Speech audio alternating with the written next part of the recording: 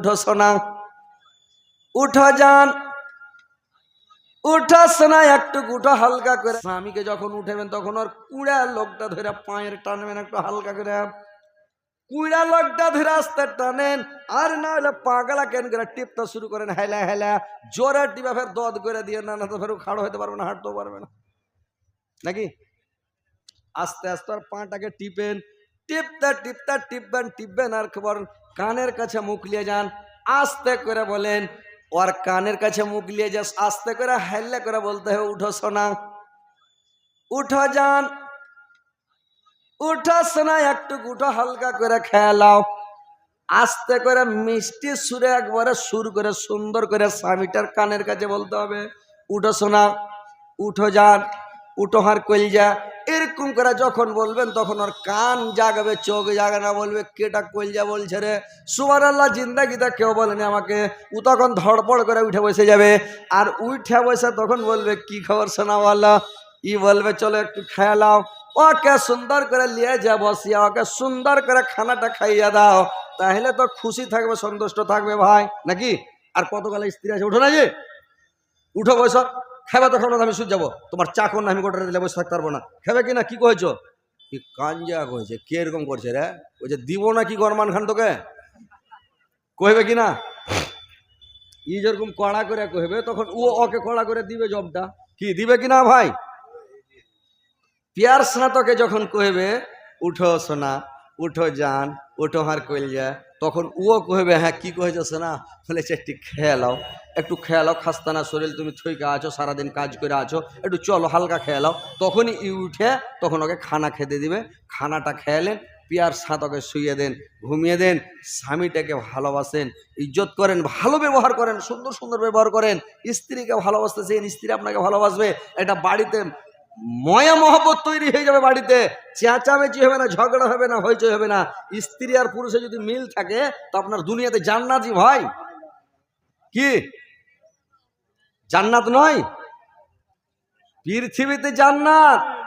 আল্লাহর নবীর 4টা বেটি, তো বড় বেটির নাম হলো জাইনাব। তো জাইনাবের বিয়ে যখন দিয়েছিল আবুল আসের সাথে, তো আবুল আসের সাথে যখন বিয়ে দিল, আর মাইজগোল বেটির বিয়ে দিয়েছিল, মাইজগোল বেটি আর সাইজগোল বেটি দুটার বিয়ে দিয়েছিল আবুল আহাবের 2টা বেটার সাথে, ওতবা আর ওতাইবার সাথে, উম্মে কুলসুম আর রোকাইয়ার। তো এরা বদমাস শয়তান কামিনা, এরা বেটি 2টা ঘর তাল্লাক করে দিল, ছেড়ে দিল। ওতবা আর ওতাইবা ফের যে আবুল আসকে বলছে আমরা 2 ভাই ছেড়ে দিলাম, তুমিও ছেড়ে দাও একে জাইনাবকে। আবুল আস বলল দেখো আমাকে বোকা বানাতে আসিও না, তোমরা আমার কাছে আসো না, আমি তাল্লাক দিব না, আমি জাইনাবকে খুবই ভালোবাসি, আমি অত্যাধিক ভালোবাসি, আমি জাইনাবকে কোনোদিন তাল্লাক দেব না। ভাইরা আমার, বন্ধুরা আমার, ভালো করে শুনেন। এবার মক্কার লোকেরা, কুরাইশের লোকেরা সবাই এসে একবারে বাড়ি ঘেরুয়া করে আবুল আসের কাছে সবাই মিটিং বসার মতন বসে গেল। সবাই বলল তুমি নবীর বেটিকে তাল্লাক দিয়ে দাও, জাইনাবকে তাল্লাক দিয়ে দাও, জাইনাবকে তোমরা রাখিও না। যখন নবী হিজরত করে মক্কা ছেড়ে মদিনা চলে গেল, তো তুমি ওর বেটিকে তাল্লাক দিয়ে দাও, পেঠিয়ে দাও, ওর বেটিকে রাখিও না। আবুল আস বলল তোমরা যতই বলো যাই বলো, আমার স্ত্রীকে আমি তাল্লাক দিব না, আমার স্ত্রীকে আমি জাইনাবকে অত্যাধিক ভালোবাসি, আমি ওকে তাল্লাক দিতে যাব না, আমি ওকে জীবনে কোনোদিন ছাড়ব না। বলল দেখো আবুল আস, তুমি যদি নবীর বেটি জাইনাবকে ছেড়ে দাও, তাল্লাক দিয়ে দাও, সৌদি আরবের মাটিতে যত সুন্দরী আছে, যত রূপসী আছে, যত যুবতী আছে, যত মহিলা আছে পৃথিবীতে, তুমি যেটাকে বিয়ে করতে চাইবে বিশ্ব সুন্দরীকে, ওই বিশ্ব সুন্দরীটা তোমার সাথে বিয়ে দিয়ে দেবো। সারা সুদিয়াতে যে মহিলাটাকে তুমি বিয়ে করতে চাইবে ওইটার সাথে তোমার বিয়ে পড়িয়ে দেব, কিন্তু নবীর বেটি জাইনাবকে তুমি তাল্লাক দিয়ে দাও। আবুল আস বলল শুনো, সারা দুনিয়ার মহিলা যদি আমার কাছে এনে দিয়ে দাও, আমি কোনো মহিলাকে ভালোবাসি না, কোনো মহিলাকে বিয়ে করব না, আমি জাইনাবকে ভালোবাসি, আমি জাইনাবকেই বিয়ে করব, জাইনাবকে রাখবো, আমি জাইনাবকে তাল্লাক দিব না। নবীর বড় বেটি যেটা জাইনাব, ওকে আবুল আস কোনোদিন ছাড়েনি, তাল্লাক দিল না। এরা সবাই হতভম্ব হয়ে সবাই ঘুরে চলে গেল।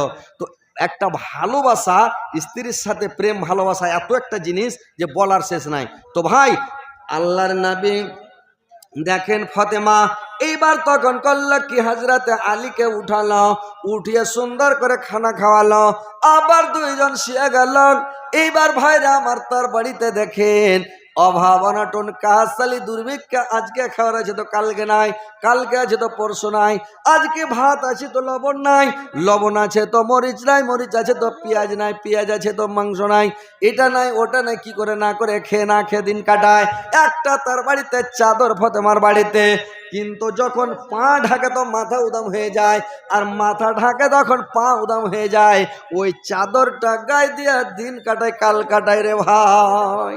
কত অভাব, কত অনাটন। আল্লাহর নবীর বাড়ি মানে ফাতেমার বাড়িতে একদিন 3 দিন থেকে খাওয়ার নাই, 3 দিনের অনাহারে আছে। আল্লাহর রাসূল একদিন ফাতেমার বাড়ি চলে গেলেন। ফাতেমার বাড়িতে গিয়ে আল্লাহর নবী ফাতেমার বাড়িতে গেলেন। ফাতেমার বাড়িতে গিয়ে যখন গেলেন, আল্লাহর নবী 3 দিন থেকে অনাহারে আছে রে ভাই। তো এবার ফাতেমার বাড়ি গিয়ে শুনলে ফাতেমা অসুস্থ হয়ে আছে, বেমারি হয়ে আছে। ফাতেমার কাছে গিয়ে ফাতেমাকে বলল, মা শুনলাম নাকি তোমাকে অসুখ হয়েছে, বেমারি হয়েছে, তোমার কি খবর মা, আমাকে একটু বলো তো মা। ফাতেমা বলল, আব্বা আমাকে কোনো অসুখ হয়নি, বেমারি হয়নি যে আব্বা, শুধু আমার পেটের জ্বালা, আমার পেটের জ্বালাতে আমার এরকম অসুস্থ, আমার বেমারে আমি পেটের জ্বালা সহ্য করতে পারি না জি আব্বা। আল্লাহর নবী বললেন, আল্লাহর নবী বললেন রে মা, এই দুনিয়াটা হচ্ছে মানে, এই দুনিয়াটা হচ্ছে মানে কষ্টের জায়গা, এই দুনিয়াটা সুখের জায়গা নয় রে মা, এই দুনিয়াটা সুখের জায়গা নয়। যে এই দুনিয়াতে সুখ শান্তি ভোগ করবে ওর জন্য পরকালটা বরবাদ হয়ে যাবে। নুন দিয়ে ভাত খেলো দিন যাবে, মানে শাক দিয়ে ভাত খেলো দিন যাবে, কিন্তু তোমার যেটা লাভ মাহদুদ জিন্দেগি পরকাল, ওই পরকালটা তোমার হারিয়ে যাবে রে মা, তুমি পরকালটাকে হারায়ো না মা। এইবার ফাতেমা চুপচাপ থেকে গেল। দেখেন ভাইরে আমার, বন্ধুরে আমার, একদিন হযরত আলী এসে ফাতেমাকে বলছে, ফাতেমা একটু আমাকে কিছু খাবার থাকে তো আমাকে দাও, আমি মানে আমাকে খুব খিদে লেগেছে। ফাতেমা বলল, স্বামী গো আজকে 3 দিন থেকে আমার বাড়িতে চুলা জ্বলে নাই, আজকে 3 দিন থেকে আমার বাড়িতে খাবার নাই স্বামী গো, আমরা না খেয়ে আছি, 3 দিন থেকে কোনো কিছু খাই নাই। হযরত আলী বলল, কেন আমাকে আগে বলো নাই, আমাকে আগে কেন জানাও নাই ফাতেমা যে 3 দিন থেকে খাওয়ার নাই? বললে, আমার বাবা আমাকে বলে গেছে যে মা তুমি যদি তোমার অভাব যায়, অনটন হয়, কাহাসালি যায়, কিন্তু তুমি তোমার স্বামীকে জোর করে কথা বলিও না, গালি দিও না, চোখ মুখ দেখাও না, খেঁকড় মারিও না, দুঃখ দিয়ে কথা বলিও না, কষ্ট দিয়ে আঘাত দিয়ে কথা বলিও না, তোমার স্বামীকে কষ্ট দিয়ে কথা